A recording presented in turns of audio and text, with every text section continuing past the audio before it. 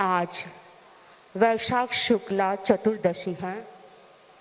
आज आचार्य प्रवर के संयम जीवन का 50वां वर्ष प्रारंभ हुआ है।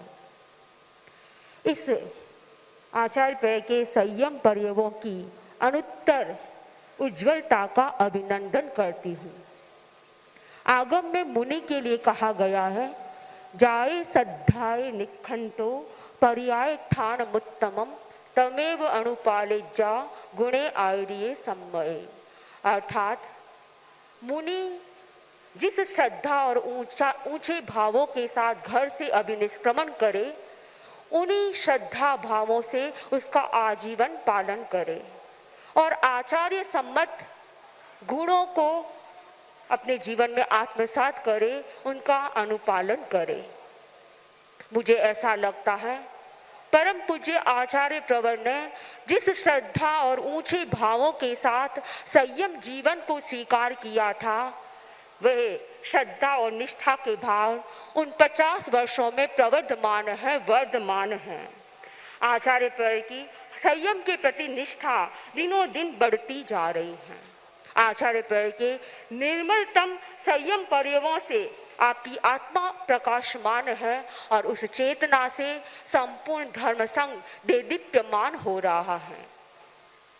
आचार्य प्रवर की दृष्टि में श्रमणत्व साधुत्व को बहुत महत्व दिया जाता है। आचार्य प्रवर की दृष्टि में साधु के पद से बड़ा कोई पद नहीं होता है। चाहे कितनी भी डिग्रियां उपाधियां मिल जाए, वे सारी उसके सामने नगण्य होती हैं। योग ग्रंथों में कहा गया है, निष्प्रियो मुनि सत्तमः, अर्थात जो निष्प्रिय होता है, अनासक्त होता है, वह श्रेष्ठ मुनि कहलाता है। आचार्य प्रवर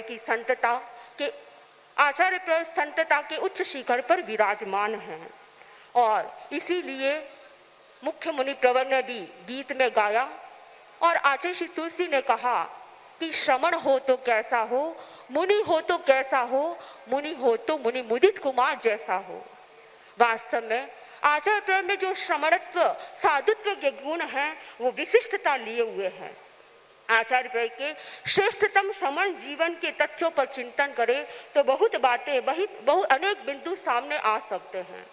वैसे भी आचार्य प्रवर का व्यक्तित्व अनंत है और अनंत व्यक्तित्व को अनंत कोणों से प्रतिपादित किया जा सकता है, परंतु शब्दों की सीमा होती है। उन अनंत कोणों को शब्दों से व्यक्त करना संभव नहीं होता है।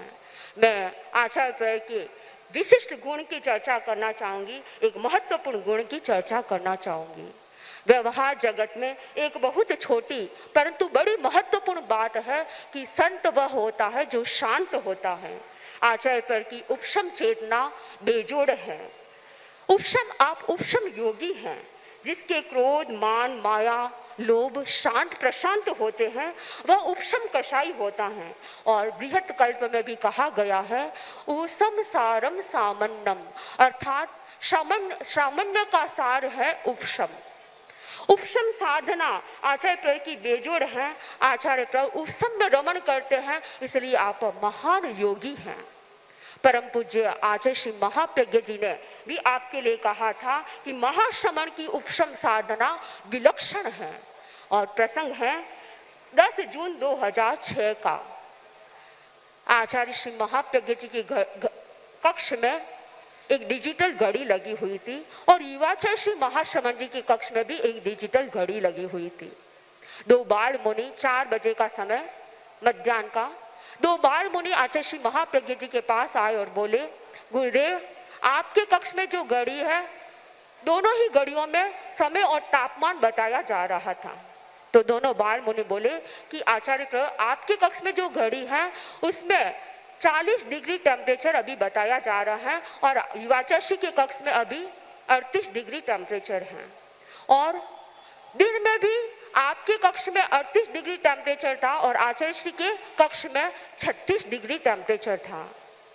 तब आचार्य श्री महाप्रज्ञ जी ने फरमाया कि महाश्रमण की उपशम साधना प्रकृष्ट है, इसलिए इसके रूम का भी टेम्परेचर कम रहता है। गुरु स्वयं अपने शिष्य के साधना से प्रभावित थे और वे ये प्रेरणा देना चाहते थे अपने शिष्यों को कि कषायों की मंदता बाह्य वातावरण को भी अनुकूल बना देती हैं। आचार्य प्रवर की अकषाय की साधना विशिष्ट है। आचार्य प्रवर अनुशासता है, अनुशासन भी करना पड़ता है। इतने बड़े धर्म संघ को संचालित करना है तो अनुशासन भी करना पड़ता है, परंतु आचार्य प्रवर का अनुशासन भी मृदु अनुशासन है और उससे सबसे ज्यादा मृदु अनुशासन का लाभ उठाते हैं संत। संतों के सामने ऐसी अनेक ऐसी स्थितियां होती हैं जब आचार्य प्रवर उन्हें कुछ फरमाने वाले होते हैं, कुछ अनुशासन करने वाले होते हैं, प्रायश्चित देने वाले होते हैं, प्रायश्चित दे भी देते हैं, लेकिन कुछ समय के बाद आचार्य प्रवर उन पर अनुग्रह भी बरसा देते हैं। तो आचार्य प्रवर की उपशम साधना इतनी बेजोड़ है कि अनुशासन कार्यवाही भी करवाते हैं तो इतनी शांत भाव से करवाते हैं। आचार्य प्रवर निरहंकारता के साधना में भी अग्रणी हैं। अहंकार आचार्य प्रवर के व्यक्तित्व को छूने का भी साहस नहीं करता है, क्योंकि आपकी आत्मा पर विनय गुण का आधिपत्य है। जिस आत्मा पर विनय गुण का आधिपत्य होता है, साम्राज्य होता है, वह अहंकार उन्हें छू नहीं सकता है। आचार्य प्रवर आप्तवाणी भगवान महावीर अपने पूर्वाचार्यों के प्रति, शासन माता के प्रति, रत्नादिकों के प्रति जो आपका विनय भाव है वह बड़ा बेजोड़ है, विलक्षण है। उसे देख कर जनता नतमस्तक हो जाती है। हम सब के लिए भी वह अनुकरणीय है, परंतु अन्य संप्रदाय के आचार्यों के प्रति भी उतना ही आपका विनम्र व्यवहार देखते हैं तो ये जनता भी गदगद हो जाती है। प्रसंग जोधपुर का है। अब कुछ समय पूर्व आचार्य प्रवर जोधपुर पधारे थे और आचार्य प्रवर को ज्ञात हुआ कि यहाँ पर आचार्य श्री हीरालाल जी महाराज विराज रहे हैं और वे वयोवृद्ध भी हैं और अस्वस्थ भी हैं। जैसे ही आचार्य प्रवर को ज्ञात हुआ, आचार्य प्रवर ने वहां जाने का प्रोग्राम बनाया। आचार्य प्रवर चक्कर लेकर वहां पधारे, वो भी ऊपर जाना था। आचार्य प्रवर ने 7 सीढ़ियों से अधिक चढ़ने का भी ये निर्णय ले लिया, हम ऊपर जाएंगे। और आचार्य प्रवर ऊपर पधार कर उनके पास विराजे और लगभग 40-50 मिनट तक चर्चा वार्ता चली। यह एक प्रसंग नहीं, ऐसे कितने कितने प्रसंग हैं।